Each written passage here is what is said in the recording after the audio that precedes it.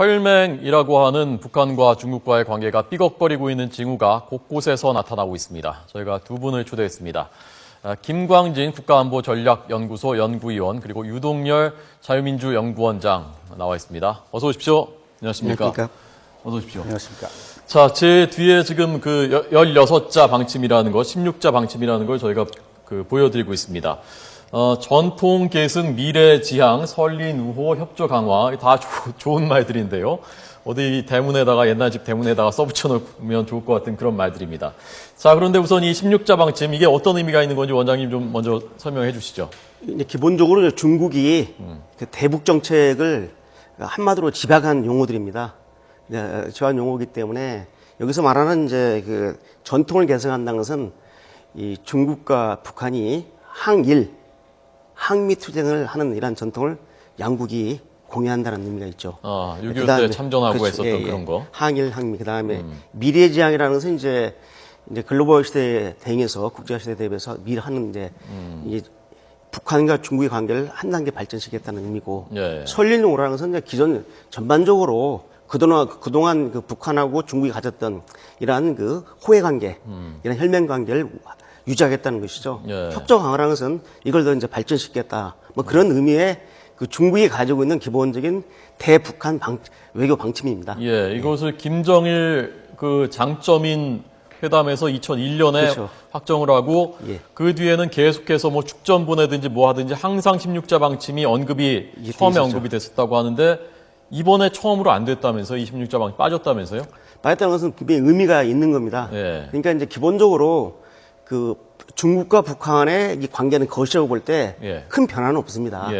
그렇지만은 미시적으로 볼 때 그 일련의 그 북한이 국제 소위 그 기준을 갖다가 무시하면서 3차 핵심을 강행을 하고 장거리 로켓포를 발사하고 하는 이러한 그 도발적인 행동에 대해서 중국 정부가 자제하라고 권했는데도 불구하고 북한이 이걸 무시하고 이런 발사를 강행했기 때문에 또 중국 입장에서 북한에 대한 일종의 경고의 의미가 있는 것이지 큰 틀에서 이러한 그 소위 그 16자 방침에 빠졌다고 해서 갑자기 중국과 북한의 어떤 관계가 어떤 추락하거나 하는 것은 아닙니다. 미시적으로 볼 때는 분명히 문제가 있다. 경고를 하는 거죠. 그 북한의 핵심 계층 출신이신데요, 김광진 위원님. 북한 입장에서 노동신문이 일단 이 16자를 보도하지 않았기 때문에 노동신문이 뺀 건지 아니면 중국이 아예 축전에 안 넣은 건지가 분명치는 않습니다만 아마 중국이 뺐을 가능성이 높다고 저희가 보고 있는 건데요. 북한 입장에서 이 16자가 빠져 있다. 시진핑 축전이 왔는데 그러면 북한 입장에서 어떻게 받아들이겠습니까? 사실 이 16자 방침은 중국의 입장에서의 대북 정책을 반영한 것입니다. 북한의 입장을 반영한 것은 아니죠. 북한은 시종일관 그 대외관계에서 자주 친선 평화 이 세 가지 입장을 고수하고 있습니다. 그런데 중국에 비하면은 아주 작은 나라죠, 북한. 그래서 대외적으로 항상 자주 내정 불간섭해야 된다. 그런 것들을 주장하고 있고 친선도 역시 같죠. 서로 이제 좋게 대하자. 그러니까 상호주의적인 그런 원칙을 많이 주장하고 있습니다. 평화 역시 같습니다. 근데 중국은 사실은 뭐 전통 계승하면은 항미 또 그리고 이제 전쟁 같이 하지 않았습니까? 6.25 전쟁 그리고 반일, 항일 그런 것들을 이제 계승하자는 그런 내용이고 그 다음에 중화인민공화국을 세운 그 지도자들 자기들이 이제 공산주의 원로들이죠. 모태동을 비롯해서 그 사람들이 선대들이 가진 수령들이 맺어진 그런 유대관계, 혈맹관계 이런 것들을 계속 이어나가자. 그 전통성을 그런 것들을 강조하는 중국의 이제 주장입니다. 근데 만약 중국이 이런 자기들의 원래 입장을 뺐다면 그러면은 공식적으로 북한의 지금 북한하고 중국하고의 관계는 지금까지 우리가 유지해오던 그런 관계가 아니다. 분명하게 달라지고 있다. 그런 것들을 공식적으로 표현하는 그런 것이 되겠습니다. 그리고 이번에 노동신문이 여러 측면에서 자기들이 이제 중국하고의 불편한 관계, 심정 이런 것들 표현을 했거든요. 그 시진핑 주석의 축전을 뭐 3면에 뭐 한쪽 귀때기에 싣고 귀때기에다가요. 그 푸친 대통령의 이제 소환은 일면에 다음 날인가 일면에 실었는데 그런 식으로 여러 가지 방법으로 아주 불편한 심기를 드러냈습니다. 노골적으로 드러낸 거죠. 그 전에도 뭐 중국한테 한중 정상회담 한 다음에 뭐 줏대 없는 나라다라고 뭐 비난하기도 하고 그러지 않았습니까, 북한이? 그렇죠. 시진핑 주석이 우리 서울 방문하지 않았습니까? 네. 김정은 만나기 전에 그리고 초청도 하기 전에 방문을 했고 그때 이제 전후해서 좀 미사일을 발사를 했습니다. 예. 전후해서.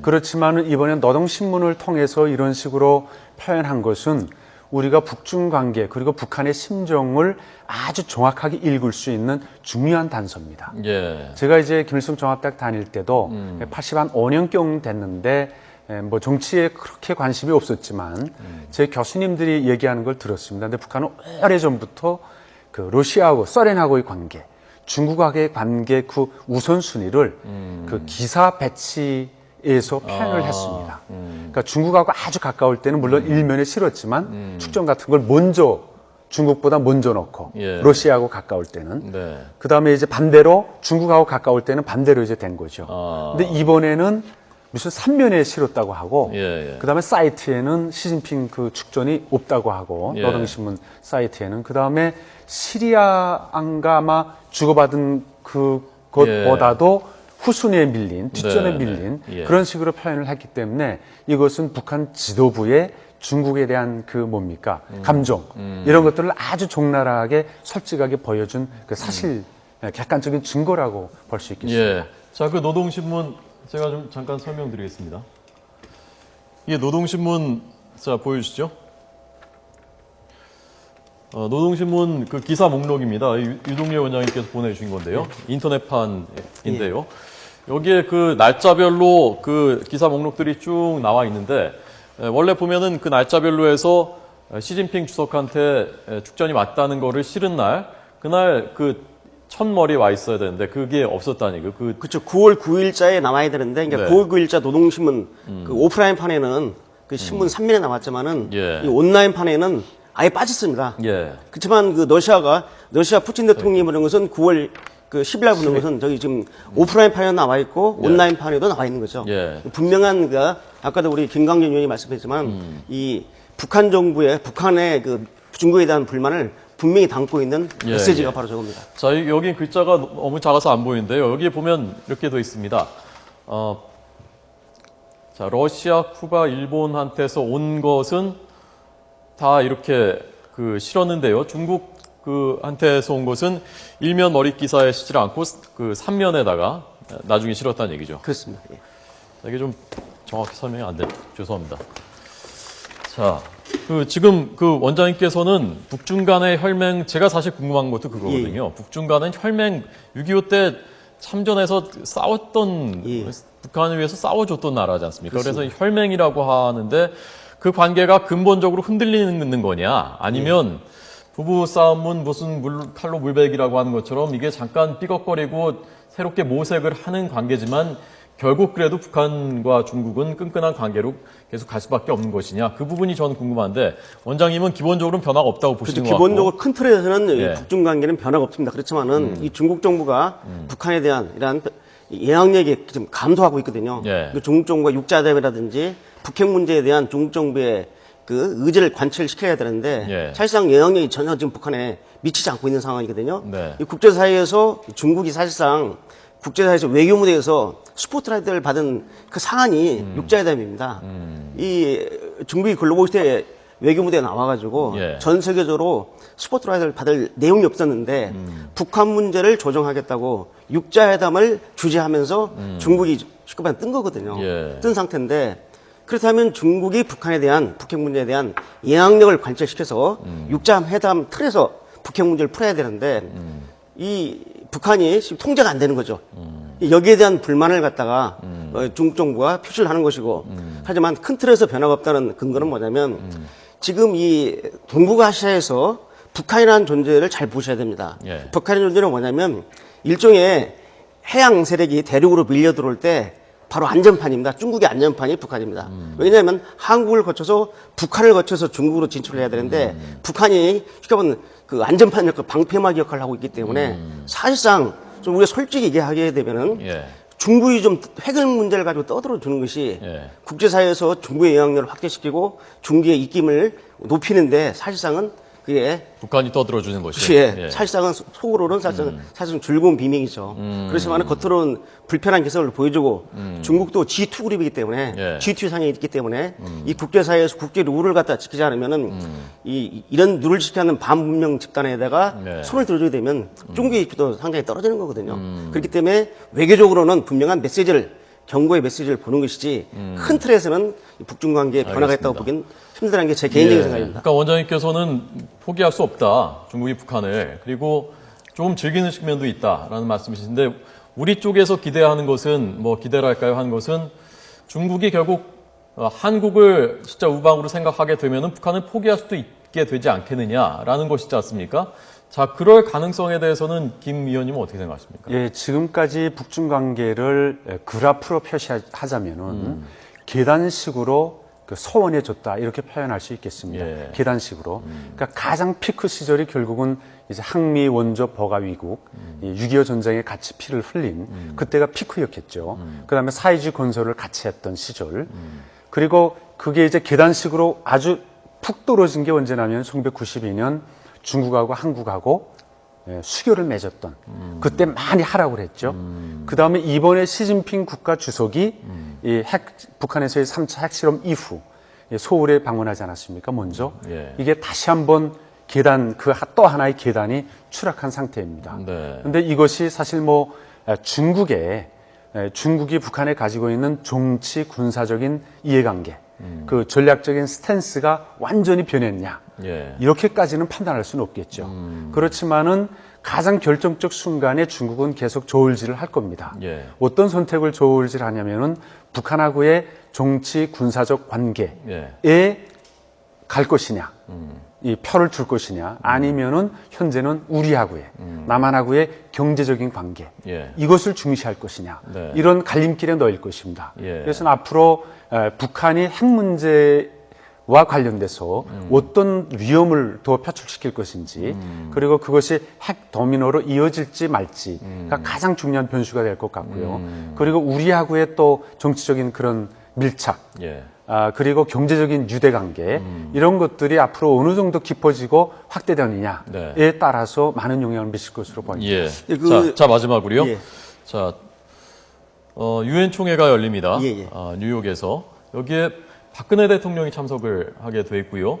그리고 그 전에 전해졌었던 소식은 북한의 외무상 리수용이라는 인물인데 15년 만에 그 유엔 총회에 참석을 한다는 그 소식이 그 전에 전해졌었거든요.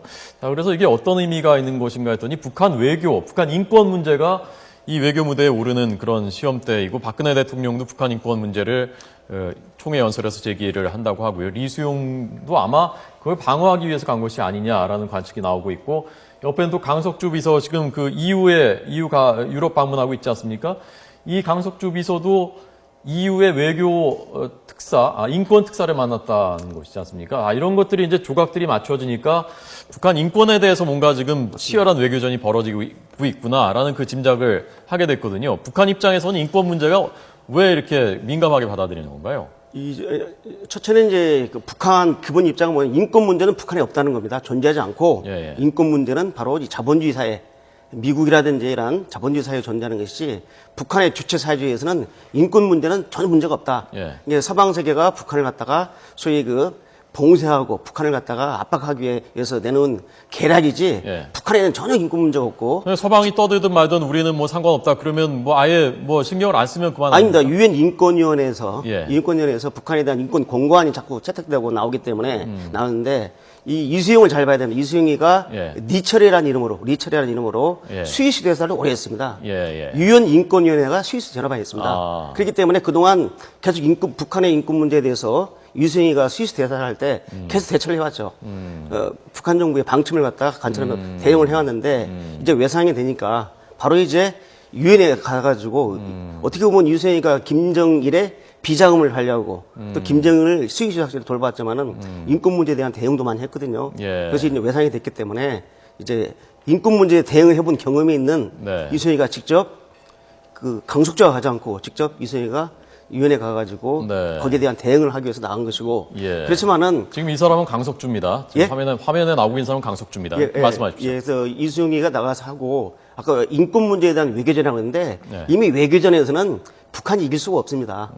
인권 문제에 대해서는 이 국제사회 문명국가의 보편적인 가치인데 예. 이 가치가 북한에서 유린되고 있다는 것은 이제 국제사회의 상식이 되어버렸거든요. 예.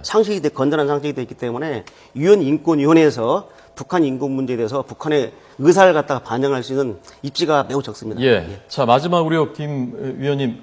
북한이 뭐 유엔이 인권 권고안을 내든 말든 별 상관 신경 안 쓸 것 같기도 한데 북한 정권이 인권에 대해서 왜 그 반응을 보이는 것인지 좀 짧게 좀 마지막으로 말씀해 주십시오. 예, 현재 김정은 체제 시작된 지 3년째 아닙니까? 지금 큰 그림에서 가장 필요한 것은 대외적으로 김정은 정권이 인정을 받는 것입니다. 예. 그렇기 때문에 지금 외교 수장들 2명을 내보내서 전방위적 외교 활동을 하고 있고요. 그다음에 그 인정을 받은 조건에서 육자회담, 남북관계, 대일관계, 전방위적인 대외관계를 통해서 경제적인 실익을 찾는 거, 그다음에 핵 지위를 받는 거, 얻는 거, 이런 것들이 아주 시급한 문제죠. 그래서 아마 지금 이 기회를 통해서 그런 것들을 이제 추구하고 얻으려는 그런 차원에서 전방위적인 외교 활동을 벌이고 있는 것 같습니다. 예, 알겠습니다. 자, 오늘 김광진 연구위원님, 유동열 원장님 두 분에게 들었습니다. 고맙습니다. 네, 감사합니다. 수고하셨습니다. 네. 수고하셨습니다.